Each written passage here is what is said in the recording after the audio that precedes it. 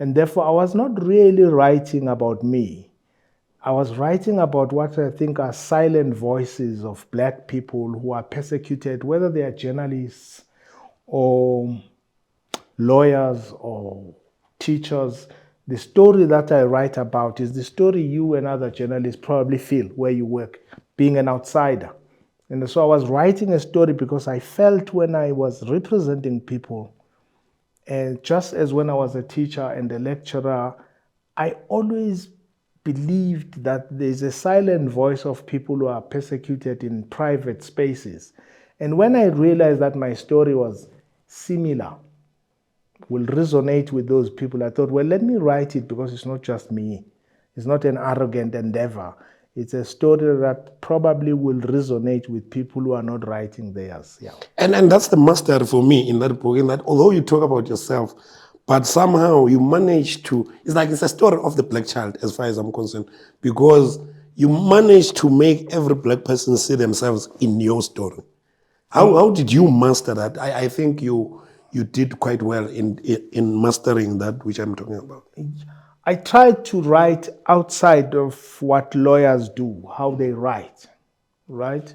Which is usually called superior, but actually lawyers can't write. They can't, I agree. Because lawyers are cutting and pasting old precedents in a particular sequence, and they're not really writing to capture the mind. So I made sure that after writing every chapter, I look at whether I'm not being arrogant, I'm not presenting myself as some kind of hero in a movie. Yeah. And so wherever I saw that, I would remove it, because everyone is tempted to write about the experience and they come out as a hero. So I tried to balance it in such a way that I write about events rather than me. Mm-hmm.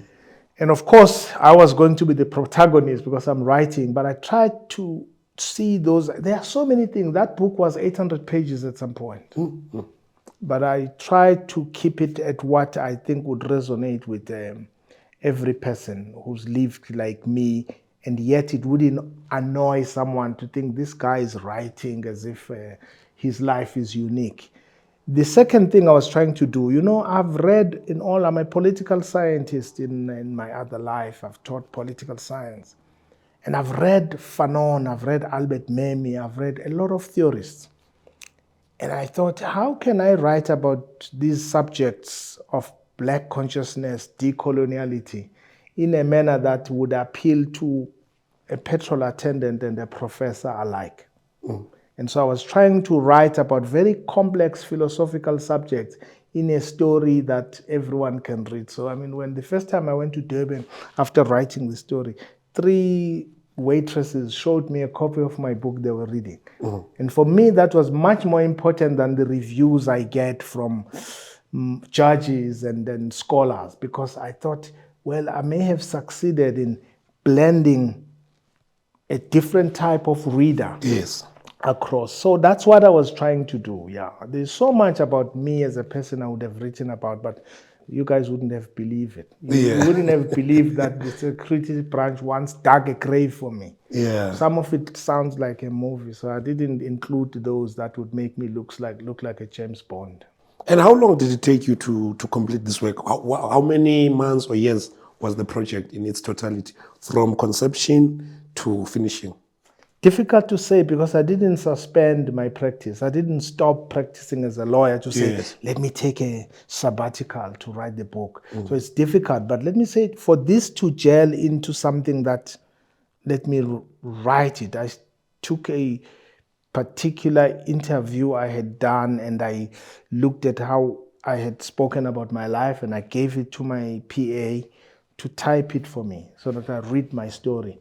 And the book, I think that must have been 2022 or 2023 beginning. But it was difficult because I didn't stop. So I kept writing.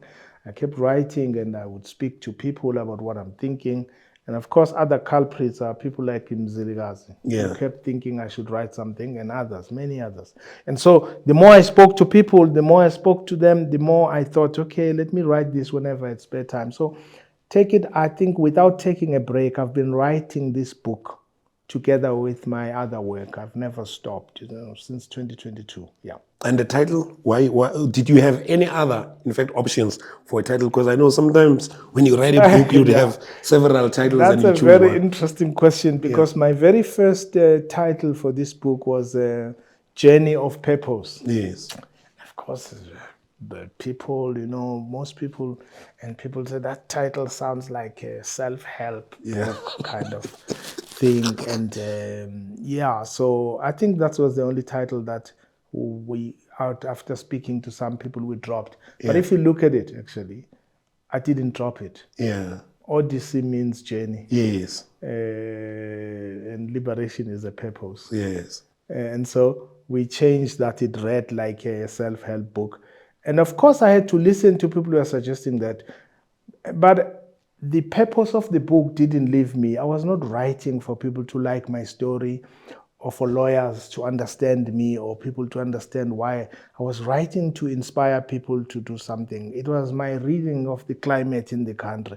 I think everybody in the country, if they were honest, they know something is wrong. Yes.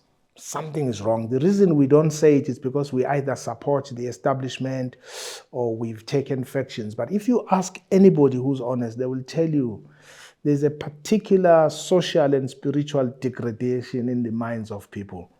No one can be happy with our country when 90% of the people live below the poverty line. Yeah. It just can't be. And one thing I noticed in the official launch last week, the central role that your family played there, it revealed another side that probably is not known out there about you. You sort of gave a picture of a family-orientated person. And the reason I'm emphatic on this point is because the black family unit or structure has totally collapsed, if we're to be honest, by and large, in the main, because of several issues. What would you say about the importance of the black family unit in achieving some of the things that you challenge us to do in the book? Families, apart from a human being's own psychological makeup or DNA, family is the basic unit of a society. However you define a family, it's the basic unit. And so if something is wrong with it, a lot goes wrong. A lot goes wrong in the country. My kids and everyone is more orientated politically as I am. That's why they don't pressurize me to say, Dad, we don't have money. You put us into trouble. Please, you should have taken that bribe. You would be rich. Because I've taught them like I was taught. It's better to starve in dignity than to eat in shame. So if families had a particular political and spiritual orientation, you wouldn't have gender-based violence. You would actually have very little poverty, because it's a shame that 90% of the population is controlled by 10%, if not 5%. It's because the 90% structure of the family has been destroyed, and we don't keep it. We've been urbanized. We live in flats. Young people get married and live in a flat without a family structure that advises them. Half, if not more, of the young people have been married and live in a flat or apartment, not because of their fault, because of the urbanization. And therefore, families do not have a role. I'm sure your grandmother is unable to communicate with your son because your son speaks English and your grandmother doesn't. So the wisdom that gets passed on from generation to generation, for a black family, it has stopped. So my sisters and I were there because, well, first of all, I'm still their little brother. And I've made sure that the fact that I'm a senior counsel, I'm educated, my sisters can still rebuke me like I have no metric. Yeah, so I try and not break. My friend who's uneducated and a security guard in Pietermaritzburg can still call me and say, man, you were talking rubbish. That's the gate you should never close. Yes. Yeah, so for me, that's the basic. And lastly, you must never trust a revolutionary who doesn't love his family. It's not true that you can love a country and others if you don't love your brother, your mother, your sister.